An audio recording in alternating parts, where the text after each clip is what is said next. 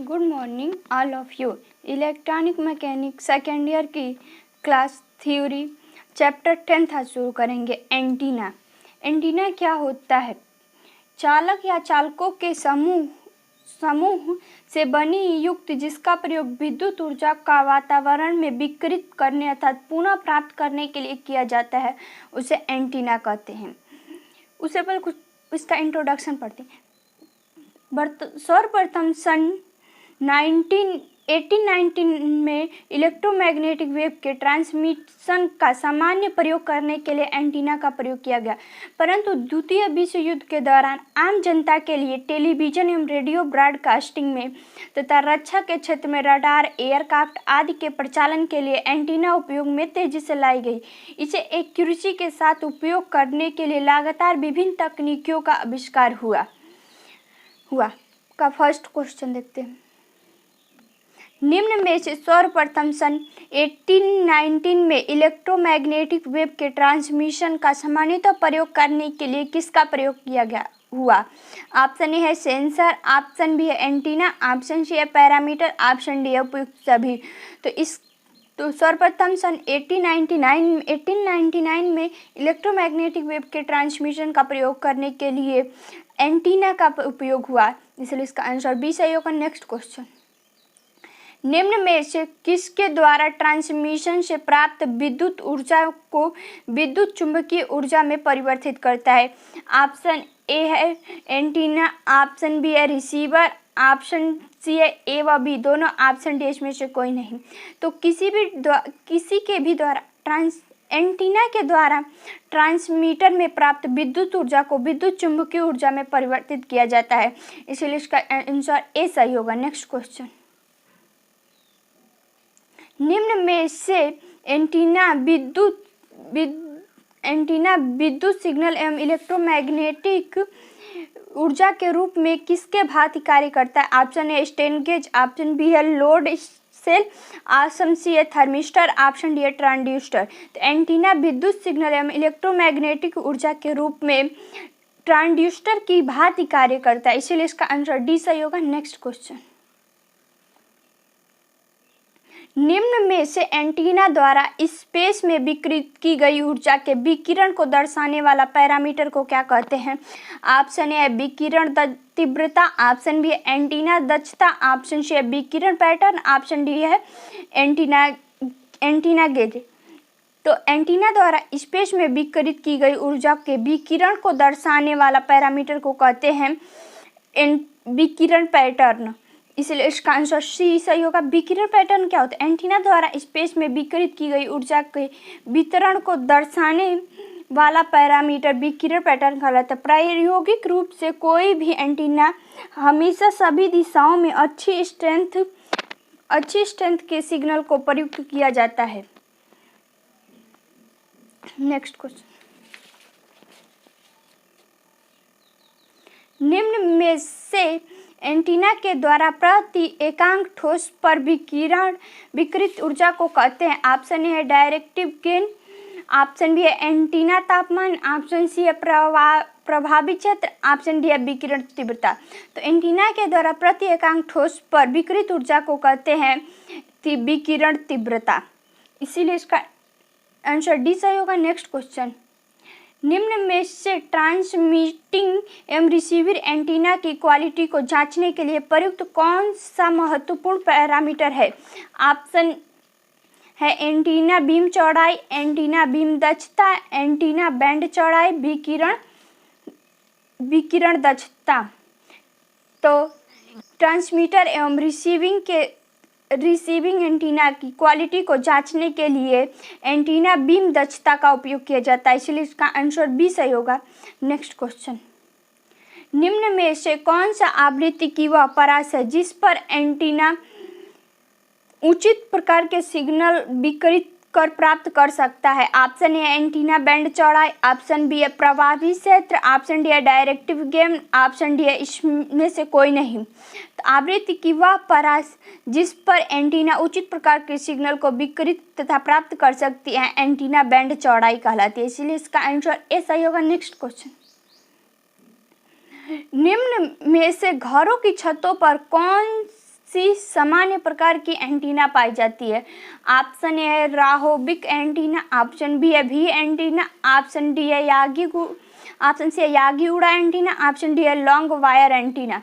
तो एंटीना के प्रकार होते हैं यागी उड़ा एंटीना, लॉन्ग वायर एंटीना या हार्मोनिक एंटीना, भी एंटीना, रोहोबिक एंटीना या फोल्डेड पाइप डाइपोल एंटीना। तो यागी उड़ा एंटीना क्या होता है? यह सामान्यतः घरों की छतों पर पाए जाने वाला सामान्य प्रकार का टीवी एंटीना होता है। इसकी आवृत्ति पर 300 मेगाहर्ट्ज से 3 गीगाहर्ट्ज के मध्य होती है। इसकी तरंगदैर्घ्य की प्रकाश 10 सेंटीमीटर से 10 मीटर के मध्य होती है और डायरेक्ट क्वालिटी बढ़ाने वाला एरर एंटीना। इसकी बनावट आसान होती है, इसका गेन भी उच्च होता है। यागी उड़ा एंटीना का आविष्कार सर्वप्रथम 1962 में जापान में हुआ था। तो घरों की छतों पर सामान्य प्रकार से एंटीना पाई जाती है यागी उड़ा एंटीना, इसलिए इसका आंसर सी सही होगा। नेक्स्ट क्वेश्चन, निम्न में से यागी उड़ा एंटीना की आवृत्ति परास कितनी होती है? ऑप्शन ए 200 मेगाहर्ट्ज से 6 गीगाहर्ट्ज, ऑप्शन बी है 300 मेगाहर्ट्ज से 3 गीगाहर्ट्ज, ऑप्शन सी है 400 मेगाहर्ट्ज से 2 गीगाहर्ट्ज, ऑप्शन डी उपयुक्त सभी। तो अभी पढ़ा यागी उड़ा एंटीना की आवृत्ति परास होती है 300 मेगाहर्ट्ज से 3 गीगाहर्ट्ज तक, इसीलिए इसका आंसर बी सही होगा। नेक्स्ट क्वेश्चन, यागी उड़ा एंटीना का सर्वप्रथम 1962 में आविष्कार कहाँ हुआ था? ऑप्शन ए है चीन, option B America, option C है जापान, ऑप्शन डी है भारत। तो अभी पढ़े कि एंटीना का सर्वप्रथम 1962 में आविष्कार किया गया था जापान में, इसीलिए इसका आंसर सी सही होगा। नेक्स्ट क्वेश्चन, निम्न में से यागी उड़ा एंटीना का कहाँ उपयोग होता है? ऑप्शन है घरों छत पर लगे टेलीविजन एंटीना के रूप में, ऑप्शन बी आरएफ एंटीना की आवश्यकता वाले स्थान पर, ऑप्शन सी ए व बी दोनों, ऑप्शन डी में से कोई नहीं थे। यागी उड़ा एंटीना का उपयोग होता है घर छत पर लगे टेलीविजन एंटीना के रूप में का तथा आरएफ एंटीना की आवश्यकता वाले स्थान पर, इसलिए इसका आंसर सी सही होगा, ए व बी दोनों। नेक्स्ट क्वेश्चन, निम्न में से लॉन्ग वायर एंटीना या हार्मोनिक एंटीना क्षैतिज पर कितने डिग्री पर सिग्नल विकिरित करता है? ऑप्शन ए है 25 से 40 डिग्री एंगल पर, ऑप्शन बी है 15 से 35 डिग्री एंगल पे, ऑप्शन सी है 17 से 24 डिग्री एंगल पे, ऑप्शन डी है 20 से 30 डिग्री एंगल पर। तो लॉन्ग वायर एंटीना या हार्मोनिक एंटीना क्षैतिज पर सिग्नल करती है 17 डिग्री से 24 डिग्री एंगल पर विकिरित करती है। लॉन्ग वायर एंटीना या हार्मोनिक एंटीना क्या होता है? लॉन्ग वायर एंटीना अनेक तरंग दैर्घ्य युक्त लीनियर वायर एंटीना होता है। इसे λ/2 तरंग दैर्घ्य युक्त आवरण को लगातार जोड़कर एक एरे से रूप में बनाया जाता है। इसे λ/2 तरंग दैर्घ्य युक्त प्रत्येक अवयव रेडिएटर तथा ट्रांसमीटर लाइन की तरह कार्य करते हैं। सामान्यतः लॉन्ग वायर एंटीना की लंबाई λ/2 तरंग दैर्घ्य के इंटीग्रल मल्टीपल होती है, अर्थात लॉन्ग वायर एंटीना की तरंग दैर्घ्य का मान n λ/2 होता है। इस एंटीना में n का मान अधिक होने पर एंटीना की डायरेक्टिविटी के मान भी अधिक होती है।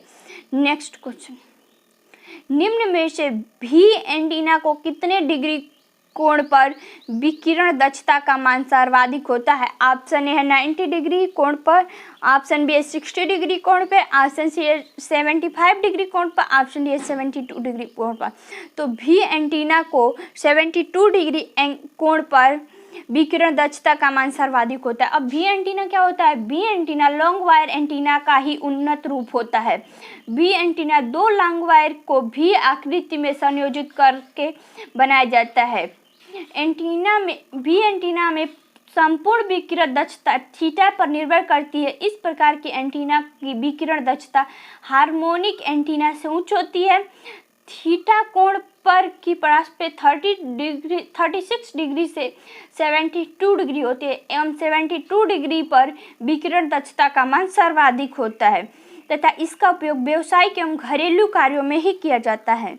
नेक्स्ट क्वेश्चन, निम्न में से एंटीना का प्रयोग कहाँ होता है?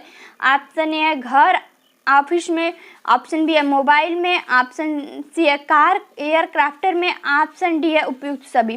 तो एंटीना का प्रयोग घर में भी होता है, ऑफिस में भी होता है, मोबाइल में भी होता है, कार एयरक्राफ्ट में भी होता है, इसलिए इसका आंसर डी सही होगा। नेक्स्ट क्वेश्चन, निम्न में से लॉन्ग वायर एंटीना की तरंग दैर्ध्य का मान कितना होता है? ऑप्शन ए है λ/2, ऑप्शन ए 2 लैम्डा, ऑप्शन है 2 n लैम्डा, ऑप्शन डी है n λ/2। तो अभी पढ़ा लॉन्ग वायर एंटीना की तरंग दैर्ध्य का मान होता है n इंटू λ/2, इसलिए इसका आंसर डी सही होगा। नेक्स्ट क्वेश्चन, निम्न में से कौन कौन सा यागी उड़ा एंटीना का अवयव है? ऑप्शन ए है रिफ्लेक्टर, ऑप्शन बी है डायरेक्टर, ऑप्शन सी है संचालक तत्व, ऑप्शन डी है उपयुक्त सभी। तो यागी उड़ा एंटीना का अवयव होता है रिफ्लेक्टर भी होता है, डायरेक्टर भी होता है और संचालक तत्व भी होता है, इसलिए इसका आंसर डी सही होगा। डी सही होगा। आज का यही चैप्टर यहीं समाप्त होता है। वीडियो को लाइक करना, शेयर करना तथा चैनल को सब्सक्राइब करना न भूलें। कमेंट करके ज़रूर बताएं। Thank you.